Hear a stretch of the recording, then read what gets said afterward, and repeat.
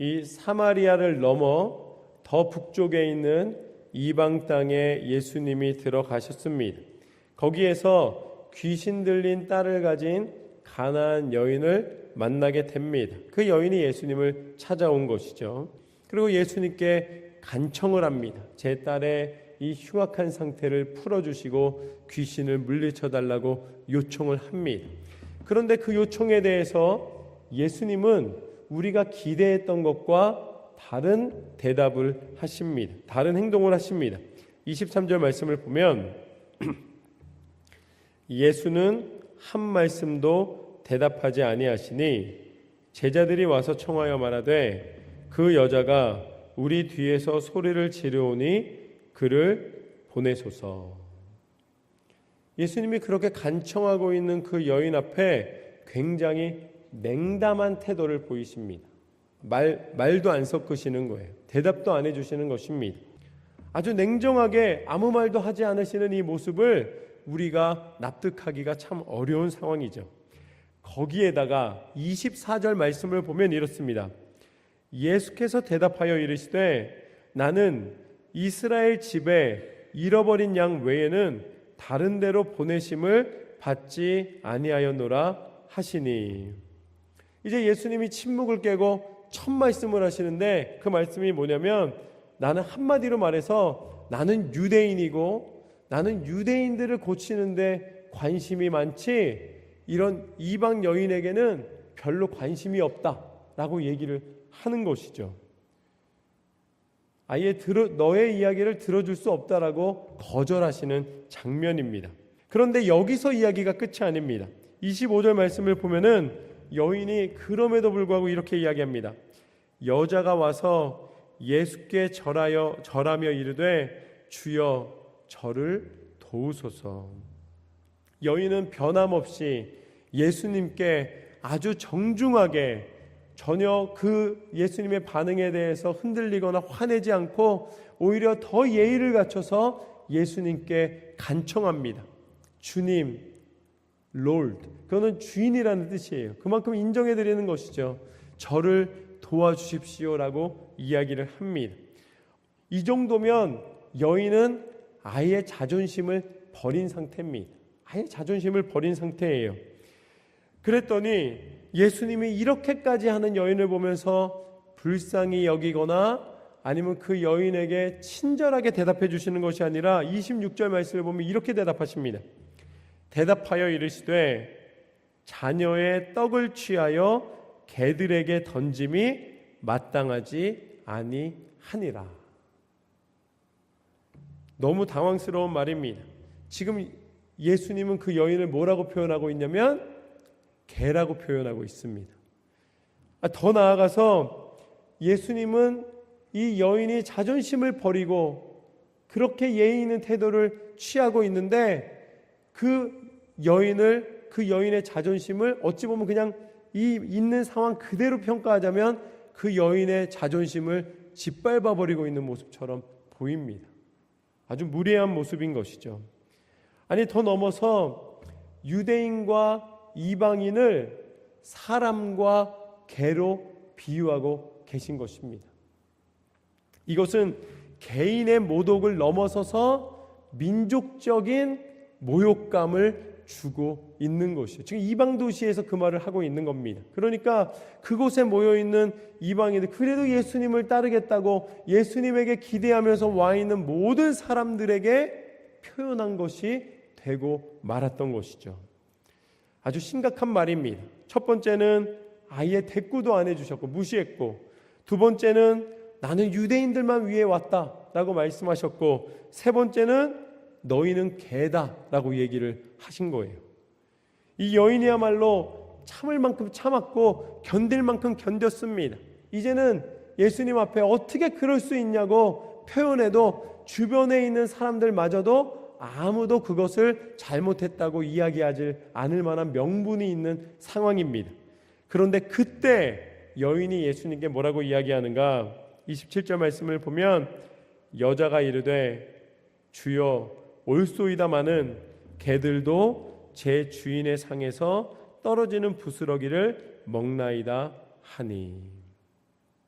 그렇게 모욕을 당하고 그렇게 거절감을 느끼고 그렇게 이 처참한 상황 속에 들어간 여인이 선택한 것은 화를 내고 분노하고 원망하고 사람들을 동원해서 예수님을 공격한 것이 아니라 오히려 마음이 상한 이 상태에서도 일관되게 자신이 이곳에 온 이유를 잃지 않고 예수님 앞에 고백하고 있는 모습을 보게 됩니다. 이것이 오늘 말씀의 두 번째 교훈입니다. 첫 번째 교훈은 조금 이따 말씀드리겠습니다. 오늘 말씀의 두 번째 교훈입니다. 믿음의 증거는 예수님을 인정해 드리는 것이다. 믿음의 증거는 하나님을 인정해 드리는 것이다. 이 여인의 태도는 일관됩니다. 예수님이 무슨 말씀을 하셔도 예수님을 바라보는 자신의 마음이 흔들리지 않고 있다는 것입니다. 이것이 바로 하나님이 우리에게 기대하시는 믿음입니다. 하나님을 인정해 드리면 어떠한 복잡한 상황, 의심스러운 상황 속에서도 우리가 인정할 수 있고 우리가 따라야 하고 우리가 행해야 될 것이 무엇인지가 분명해집니다. 때로는 하나님이 의심될 때도 있고 때로는 내가 그리스도인으로 살아가는데 내가 믿음을 가지고 살아가는데도 불구하고 나에게 왜 이런 상황이 온다는 말인가라는 수없이 많이 일어나는 우리 인생의 질문들의 해답이 된다는 것이죠. 예수님을 인정해 드리는 것. 나는 왜 이 병에 들었을까? 나는 왜 하는 일마다 이렇게 어려움이 닥친다는 말인가?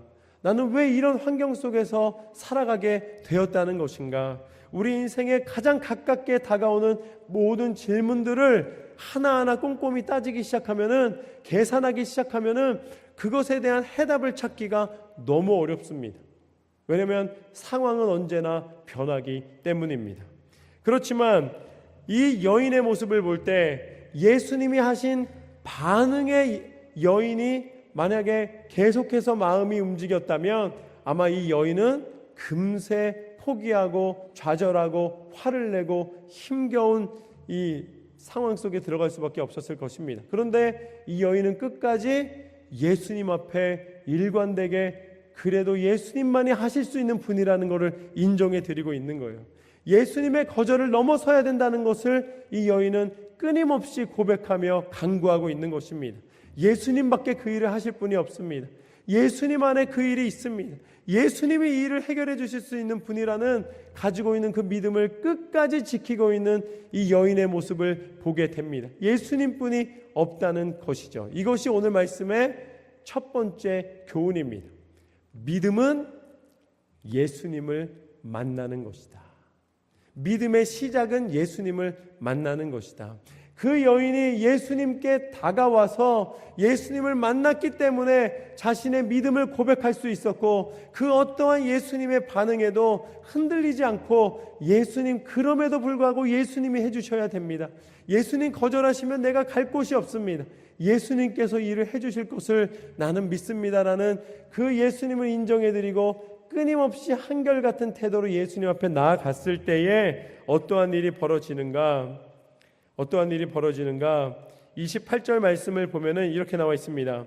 이에 예수께서 대답하여 이르시되 여자여 내 믿음이 크도다.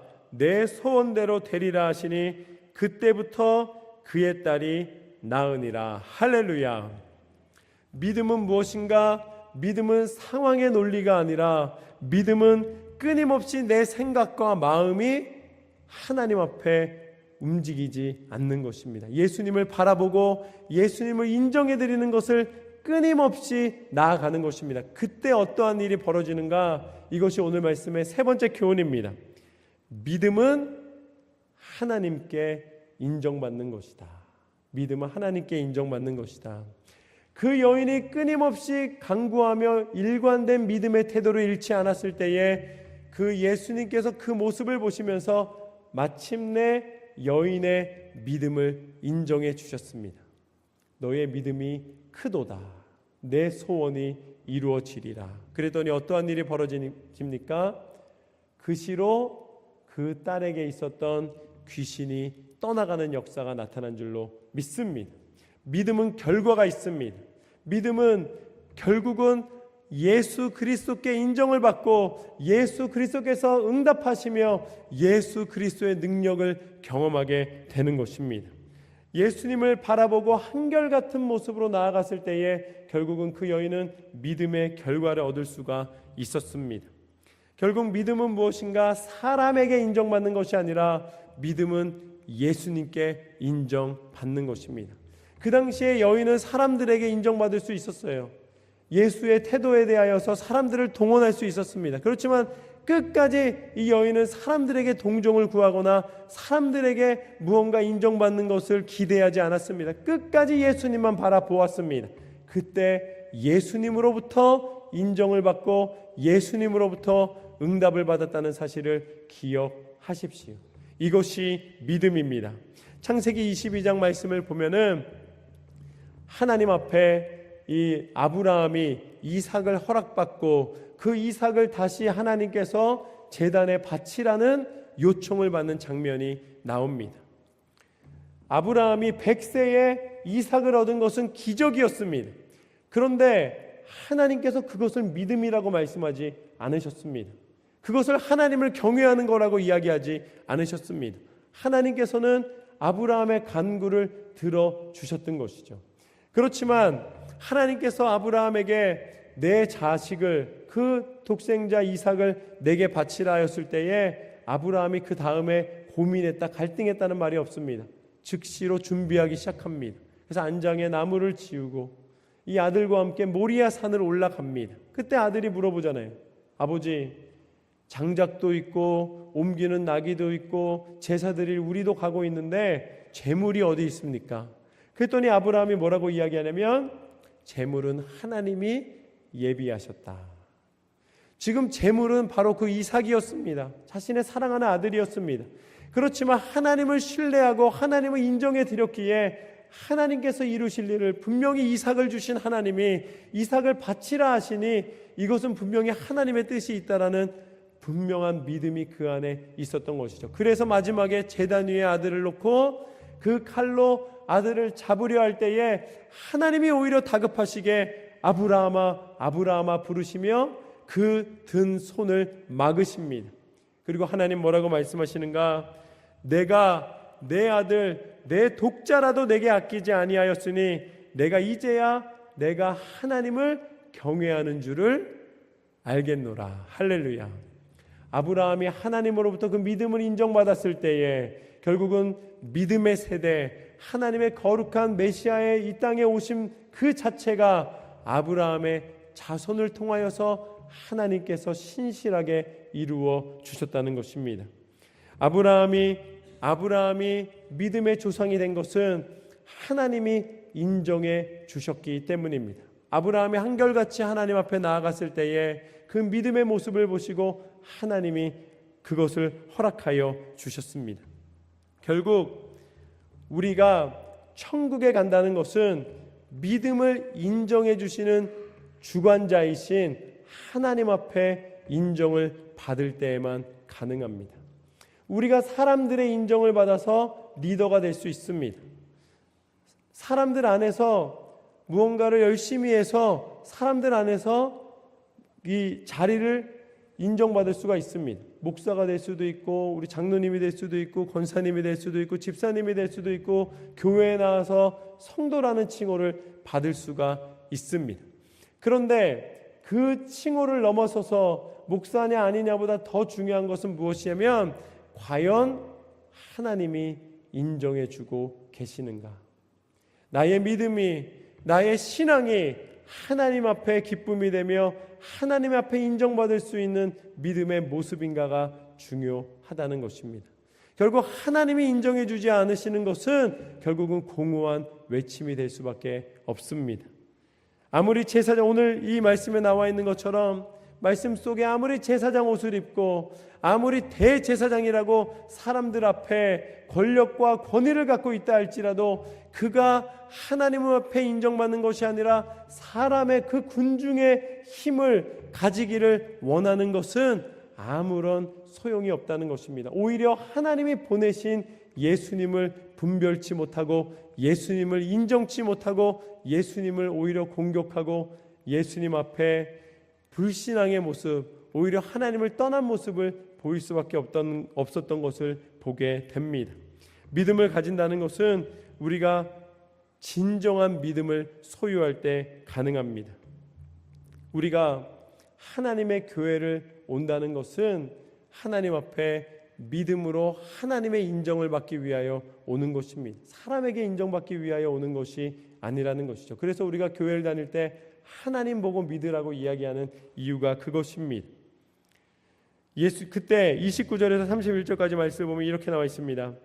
예수께서 거기서 떠나사 갈릴리 호숫가에 이르러 산에 올라가 거기 앉으시니 큰 무리가 다리 저는 사람과 장애인과 맹인과 말 못하는 사람과 기타 여럿을 데리고 와서 예수의 발 앞에 앉힘에 고쳐주시니 말 못하는 사람이 말하고 장애인이 온전하게 되고 다리 저는 사람이 걸으며 맹인이 보는 것을 무리가 보고 놀랍게 여겨 이스라엘이 하나님께 영광을 돌리니라.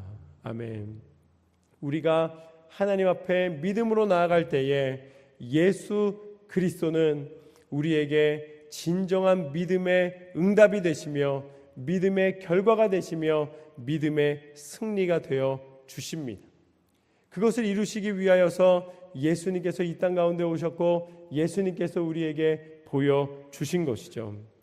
우리가 잘 알고 있는 이 모순이라는 단어가 있습니다. 이 모순이라는 단어는 중국 초나라의 한 상인이 이 물건을 팔면서 이야기하는 것을 듣고 그 장면을 묘사한 것인데요. 그 사람은 창과 방패를 팔았습니다. 그런데 창을 막 들고선 이야기하는 거예요. 이 창은 어떤 방패도 뚫는 창입니다. 얘기한 거예요. 그리고서 그 옆에 있는 방패를 들면서도 뭐라고 하냐면 이 방패는 어떤 창도 막아내는 방패입니다. 라고 얘기를 하는 거예요. 그러니까 그걸 듣던 사람들이 물어본 거죠. 뭐라고 물어봤냐면 그러면 그 창으로 그 방패를 뚫으면 어떻게 됩니까? 그러니까 이 상인이 그것을 대답할 수가 없었던 것이죠. 아니 뭐든지 뚫을 수 있는 창과 뭐든지 막아낼 수 있는 방패가 부딪히게 되면 과연 어떠한 결과가 나오겠습니까? 그런데 그 이야기에서는 그 이야기의 마지막 이제 어린아이들에게 그 설명을 잘 해주기 위해서는 이게 말이 안 되니까 그게 결론이 뭐냐면 둘 다 부서졌다라고서는 결론을 내렸습니다. 그러니까 둘 다 부서지는 것으로, 그러니까 둘 다 무의미한 것으로 이제 결론을 내린 것이죠. 그런데 이게 왜 이 모순이라는 것이 왜 성립이 되냐면 한 사람이 이야기했기 때문입니다. 한 사람이 이거는 뭐든지 뚫고 이거는 뭐든지 막아낸다고 이야기를 하기 때문에 이제 그렇게 얘기한 것이죠. 그렇다면 진리는 무엇인가? 진리는 하나 쪽에 서는 거예요. 그러니까 믿음의 방패는 세상의 어떤 것도 막아낼 수 있습니다. 라고 얘기하는 것이죠. 믿음의 방패는 모든 것을 막아내는 힘이 있습니다. 그러면 거꾸로 믿음의 칼은 뭐든지 해결하고 뭐든지 베어내고 뭐든지 뚫어내는 힘이 있습니다. 라고 얘기를 하게 되는 것이죠.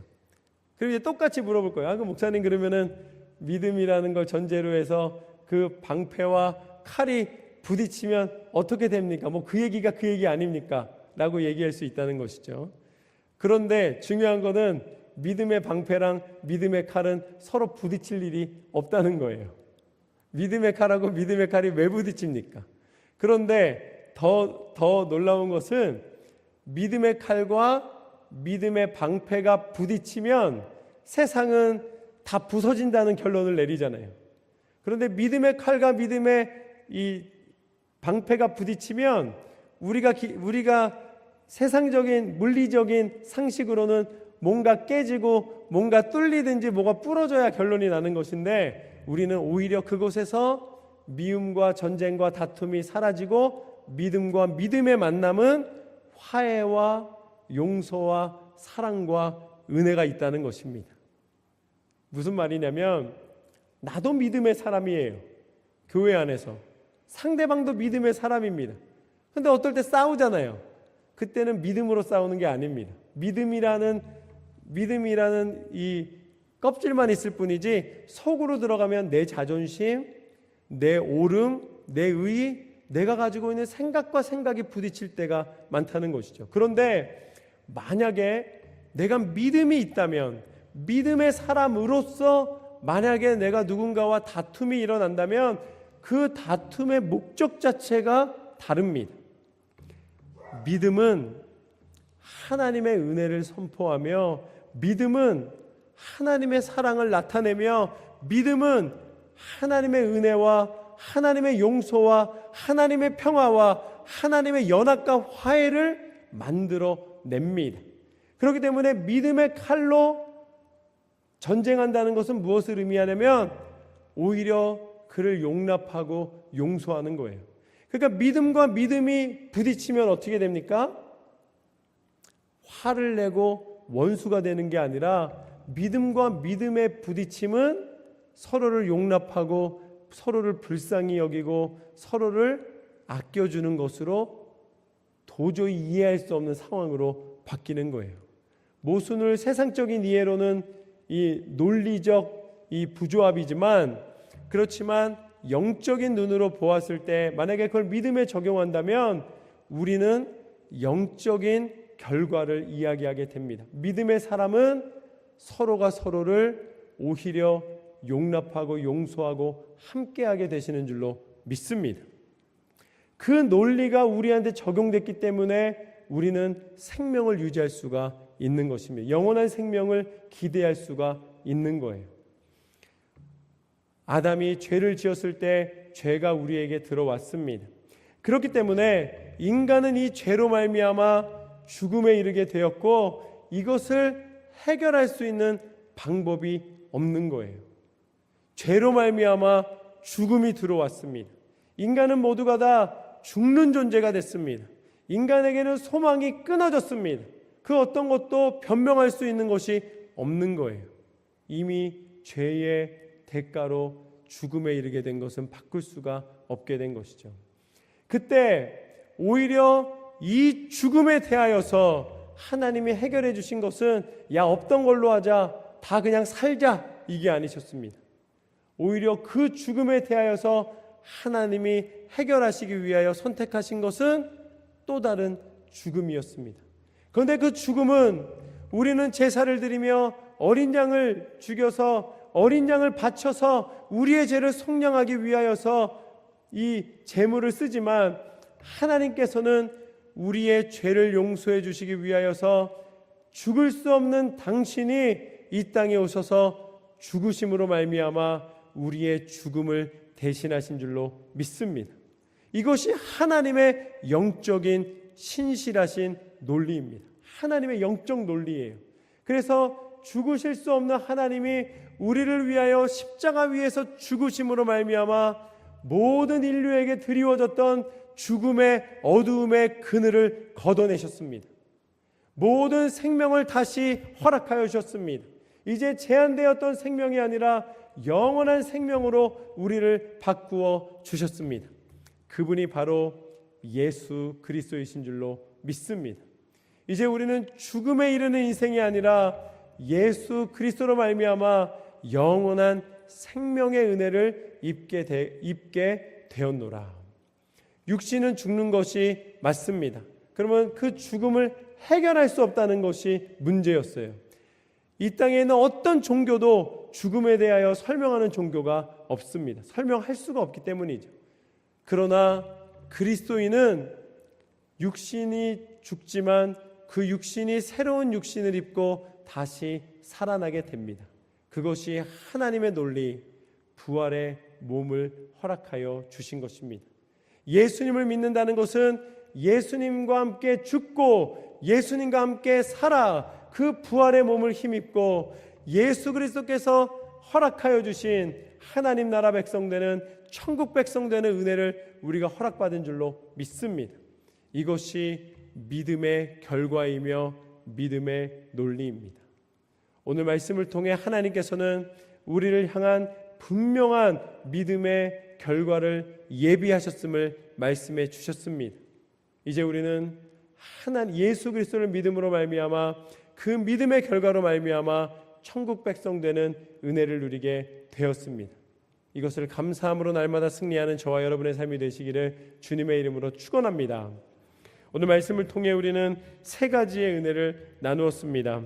첫 번째, 믿음의 시작은 예수님을 보는 것이다. 예수님을 만나는 것이다. 두 번째, 믿음의 증거는 예수님을 인정해 드리는 것이다. 흔들리지 않는 것입니다. 그리고 마지막으로 믿음은 하나님께 인정받는 것이다. 예수님께 인정받는 것이다. 여러분의 믿음을 굳게 지키셔서 예수 그리스도 안에서 흔들림 없이 응답받으시고 축복받는 삶이 되시기를 주님의 이름으로 축원합니다.